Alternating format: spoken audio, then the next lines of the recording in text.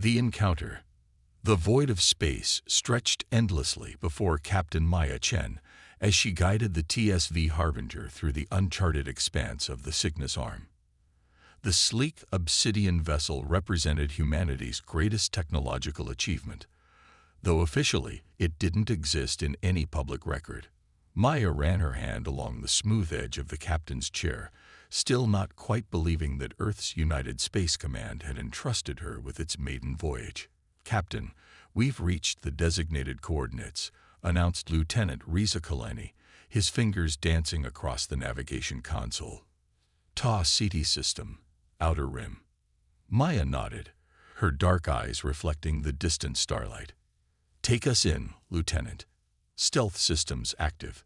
The Harbinger slipped through space like a shadow, its revolutionary quantum displacement drive leaving no energy signature for conventional sensors to detect.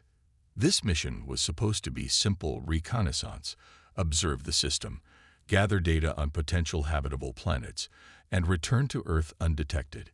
Humanity was still new to interstellar travel, and the United Space Command preferred caution over confrontation. "Captain, I'm detecting unusual energy signatures from the fourth planet," reported Science Officer Lin Wei, her brow furrowed in concentration. "It appears to be mining operations, but Earth has no colonies this far out." Maya felt a chill run down her spine. After centuries of debate about alien life, humanity had yet to make confirmed contact. On screen, maximum magnification. The main view screen flickered to life, revealing a rust-colored planet scarred with massive excavation sites. Enormous vessels hovered above the surface, extracting something valuable enough to warrant the extensive operation. "Those aren't human ships," Maya said quietly. "Tactical analysis, Commander Harris." The tactical officer's fingers flew across his console. "Vessels match no known configuration in our database. I'm counting at least 27 ships of varying sizes. The largest appears to be approximately 5 kilometers in length." Maya absorbed this information with the calm demeanor that had earned her this command. "Maintain distance and observe. I want full scans of their technology, but keep our presence hidden." For 6 hours, the Harbinger monitored the alien mining fleet from the shadow of a small moon. The science team worked tirelessly to analyze the data, piecing together information about the unknown species. "Captain," Lin called, urgency in her voice. "These mining operations are causing catastrophic damage to the planet's core. At this rate, the entire planet will collapse within weeks." Maya frowned. "Are there any signs of indigenous life?" "No intelligent species, but the planet's ecosystem is, or was, rich and diverse. Many species have already been driven to extinction by these operations." Before Maya could respond, the ship's AI interface chimed an alert. "Captain Chen, 3 vessels have broken formation and are heading toward our position. They appear to have detected us." "Battle stations," Maya ordered, her voice steadied despite the sudden tension on the bridge. "Bring defensive systems online but keep weapons powered down. We're not here to start a war." The approaching alien vessels were sleek, predatory designs with forward-swept wings and gleaming hulls that seemed to shift color with the starlight. They moved with a fluid grace that suggested advanced propulsion technology. "They're scanning us," reported Communications Officer Patel. "And they're hailing us." Maya straightened her uniform. On screen. The view screen flickered, and Maya found herself staring at a being unlike anything humanity had ever encountered.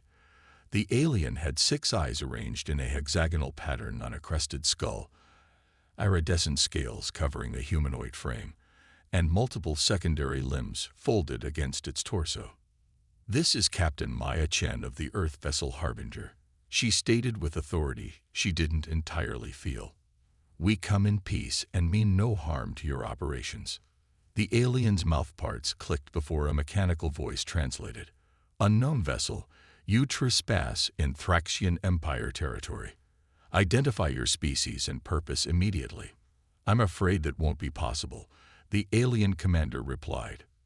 "Your vessel contains technology we must examine, and your species must be properly categorized." You will power down your systems and prepare to be boarded. Maya's fingers tightened around the armrests of her chair. With respect, Commander, we cannot comply with that request. Our mission protocols forbid allowing unknown entities access to our vessel. The alien's 6 eyes narrowed simultaneously. You misunderstand, human. This was not a request. Your single vessel faces 3 Thraxian warships, with our main fleet minutes away. Compliance is your only logical option. On a private channel, Commander Harris whispered, Captain, I'm analyzing their weapons systems. They're significantly advanced, but their shielding technology appears to rely on energy dispersion rather than deflection. Maya gave an almost imperceptible nod. Commander, she addressed the alien. While we appreciate your hospitality, we must decline. The Harbinger will be departing your territory immediately. Your arrogance is amusing, the alien responded. One primitive ship against the might of the Thraxian Empire. Perhaps a demonstration is in order. Without warning, one of the alien vessels fired a brilliant beam of energy that passed within meters of the Harbinger's hull, a warning shot that illuminated the darkness of space. Final warning, human vessel. Power down or be destroyed. Maya looked around at her crew, seeing determination in their eyes despite the fear. They had trained for this possibility, even if they never truly believed first contact would come to this. All hands, prepare for evasive maneuvers, she ordered calmly. Tactical, bring defensive systems to full power. Communication, prepare a data burst for Earth Command. First contact protocols, priority alpha. The alien commander's patience had clearly worn thin. Very well. Your primitive vessel will make an interesting addition to our historical archives once we salvage it from the debris field. The transmission cut, and immediately the 3 alien ships moved into an attack formation, weapons charging with an ominous glow. They're targeting our propulsion systems, Harris reported. Firing solutions locked. Maya's mind raced through the options. The Harbinger carried experimental technology that had never been tested in actual combat. This was supposed to be a scientific expedition, not humanity's first interstellar conflict. But the decision was clear. Activate the Mobius shield, she commanded. Lieutenant Kalani looked up in surprise. Captain, the shield hasn't been field tested beyond simulations. We don't know if. We're about to find out. Maya interrupted. The Thraxians have left us no choice. As the alien weapons discharge, brilliant energy beams converged on the Harbinger from 3 directions. The bridge crew braced for impact, but instead of destruction, they witnessed something extraordinary. The energy weapons seemed to bend around the human vessel, their trajectories warped by an invisible field that defied conventional physics. The Mobius shield, named for its non-orientable topology in higher dimensional space, didn't simply block energy. It redirected it through a higher dimension and back into normal space at a different vector. The Thraxian weapons fire curved around the Harbinger and dissipated harmlessly into space. On the view screen, the alien commander's expression was unreadable, but their posture suggested shock. Perhaps now, Maya said, reopening the communication channel. You'd like to reconsider your approach, Commander. The Harbinger may be alone, but it's far from primitive. The alien's voice had lost its mocking tone. What technology is this? Our scans detected no defensive capabilities of this nature.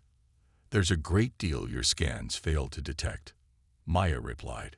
Humanity may be new to the stars, but we've learned to be prepared for a universe that isn't always welcoming. As she spoke, the main Thraxian fleet appeared on long-range sensors, 24 additional warships moving toward their position with clear intent. The alien commander's confidence returned. An impressive trick, human, but our fleet carries weapons that will overwhelm any defense you possess. This is your final opportunity to surrender before we obliterate your vessel. Maya exchanged glances with her tactical officer, who nodded slightly. The Harbinger had more surprises in store. You know, Commander, Maya said with remarkable calm, throughout human history, we've often been underestimated. It rarely ends well for those who make that mistake.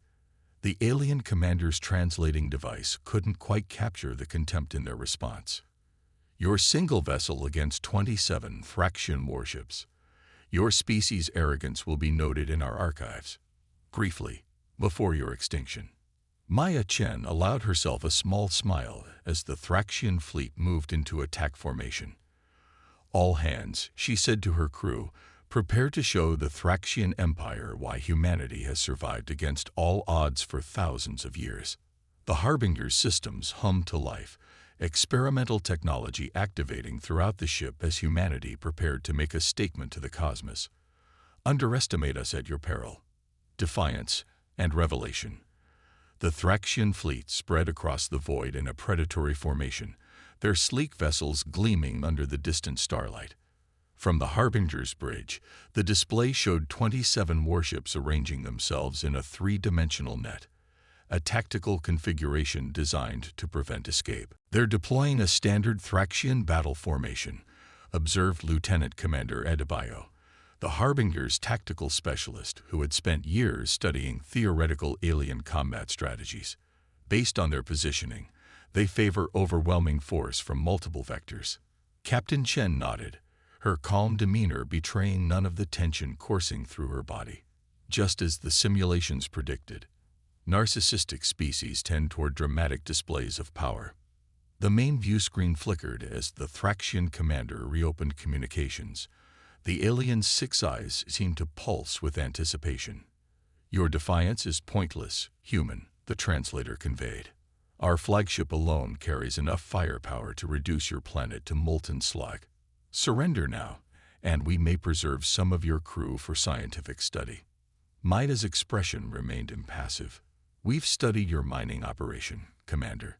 The environmental devastation you're causing to that planet violates basic principles of ecological stewardship.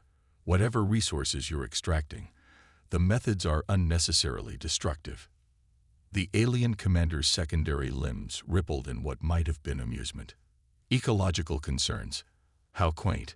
The planet holds no sentient life. Its only value is in the quantum-stable thorium deposits beneath its crust. Once extracted, the planet's fate is irrelevant. To you, perhaps, Maya replied, her voice hardening. But it matters to us. Humanity has learned the hard way about environmental collapse. We cannot stand by while you repeat our mistakes on a galactic scale. Your moral objections are noted and dismissed, the Thraxian commander responded. You have 30 seconds to power down your systems before we open fire. As the transmission ended, Maya turned to her crew. Is the QED system calibrated? Dr. Elisa Santiago, the ship's chief scientist, nodded from her station. Quantum entanglement disruptors are online, Captain. But I must emphasize, we've never tested this technology outside controlled conditions. The cascading effects could be unpredictable. Noted, Doctor. Maya's gaze returned to the tactical display. Sometimes, unpredictability is our greatest advantage. Lieutenant Kalani, plot an emergence vector behind their flagship. Commander Harris, ready the kinetic impellers. Dr. Santiago, prepare to engage the QED on my mark. The bridge crew worked with precision as the alien fleet began its approach. Energy readings from the Thraxian vessels spiked as weapons systems charge. They're firing. Commander Harris announced. Multiple energy beams and projectiles streaked toward the Harbinger from all directions, a thunderous volley that would have annihilated any conventional ship. Mobius shield at maximum, Maya ordered calmly. Dr. Santiago now. The revolutionary shield activated once more, but this time something new happened. As the Thraxian weapons fire approached, it encountered not just a defensive barrier, but an expanding field of quantum instability. The quantum entanglement disruptor, humanity's most closely guarded technological breakthrough, didn't simply protect the Harbinger. It fundamentally altered the quantum state of anything passing through its field. Energy weapons dissipated into harmless radiation, their coherence disrupted at the subatomic level. Kinetic projectiles lost momentum, their very mass fluctuating in ways that defied conventional physics. On the view screen, The Thraxian commander's expression shifted from confidence to confusion as their sensors reported the impossible. Their combined firepower had simply vanished. "Lieutenant Kalani, execute emergence maneuver," Maya commanded. The Harbinger's quantum displacement drive engaged, and for a fraction of a second, the human vessel existed in multiple quantum states simultaneously before reappearing behind the Thraxian flagship, a movement that defied conventional understandings of space-time. "We're in position, Captain," Kalani reported. "QED field stable." Maya's eyes narrowed. "Target their propulsion systems only. We're not here to destroy them, just to send a message." "Fire kinetic impellers." The Harbinger's weapons were unlike anything the Thraxians had encountered. Instead of energy beams or explosive projectiles, the kinetic impellers fired microscopic pellets accelerated to near-relativistic speeds, each carrying enough kinetic energy to punch through conventional shields. The Thraxian flagship shuddered as precision strikes disabled its engines, leaving the massive vessel drifting helplessly. Before the rest of the fleet could respond, the Harbinger shifted position again, appearing amidst the formation and systematically targeting propulsion systems on 3 more warships. Chaos erupted among the alien fleet as the commanders struggled to track the human vessel that seemed to appear and disappear at will, striking with surgical precision before vanishing again. "The remaining vessels are attempting to regroup," Harris reported. "They're adapting their shield frequencies, trying to counter our impellers." Maya nodded appreciatively. "They learned quickly. Dr. Santiago, prepare for Phase 2. "Captain," the scientist replied, her fingers flying across her console. "Phase 2 has never been implemented outside theoretical models. The cascading quantum effects cold. Could be exactly what we need," Maya finished. "Humanity didn't survive this long by playing it safe, Doctor." As the Thraxian fleet regrouped into a defensive sphere, focusing their combined shield strength outward, Maya reopened communications. "Thraxian Commander," she addressed the alien, whose composure had noticeably deteriorated. "Your fleet is partially disabled, and we've demonstrated our technological superiority. I offer you one chance to withdraw peacefully from this system and cease your destructive mining operations." The alien's voice trembled with rage. "This deception will not stand. You claim to be a fledgling species, yet you possess technology beyond even Concordat standards. What are you really?" Maya smiled slightly. "Exactly what I told you. Humans from Earth. We've simply learned to innovate when faced with challenges. Your underestimation of our capabilities was your first mistake. Refusing this offer of mercy would be your second." "The Thraxian Empire does not yield to lesser species," the commander snarled. "Our reinforcements are already en route. Whatever tricks your vessel possesses, they cannot stand against our full might." Maya sighed, genuinely disappointed. "I was afraid you'd say that. All hands, prepare for Phase 2. Target the center of their formation, minimal yield." The Harbinger's systems reconfigured as the QED field expanded, this time with a different purpose. Rather than merely disrupting quantum states, it began actively manipulating them, creating a precisely controlled region of quantum uncertainty at the heart of the Thraxian formation. "Phase 2 active," Dr. Santiago announced, her voice tight with concentration. "Quantum cascade initializing." The effect was visually subtle at first, a shimmer in space that quickly expanded. The Thraxian vessels caught within the field began to experience reality differently than those outside it. Their shields flickered as quantum fluctuations disrupted the coherence of their energy systems. Communication between ships became impossible as the very electromagnetic waves carrying their signals became probabilistic rather than deterministic. "They're firing blindly," Harris reported with a note of awe. "Their weapons are. They're hitting their own ships." On the tactical display, the Thraxian formation dissolved into chaos. Vessels unable to communicate or properly perceive their surroundings began colliding with one another. Their advanced technology, dependent on predictable physical laws, became unreliable within the quantum disruption field. Expand the QED field to encompass their entire fleet, Maya ordered, but maintain the protective buffer around the disabled vessels. Within minutes, the mighty Thraxian fleet hung helpless in space, not destroyed, but thoroughly neutralized.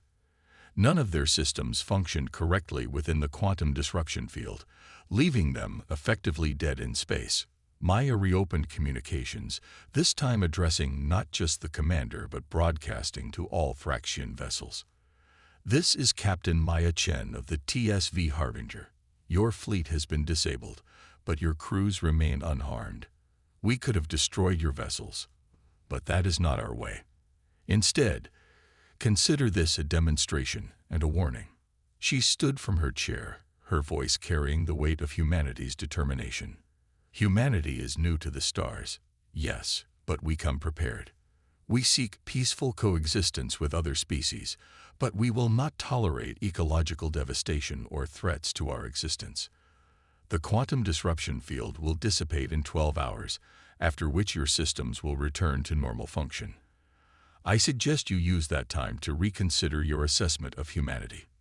The Thraxian commander's response was subdued, their earlier arrogance evaporated. What are you?"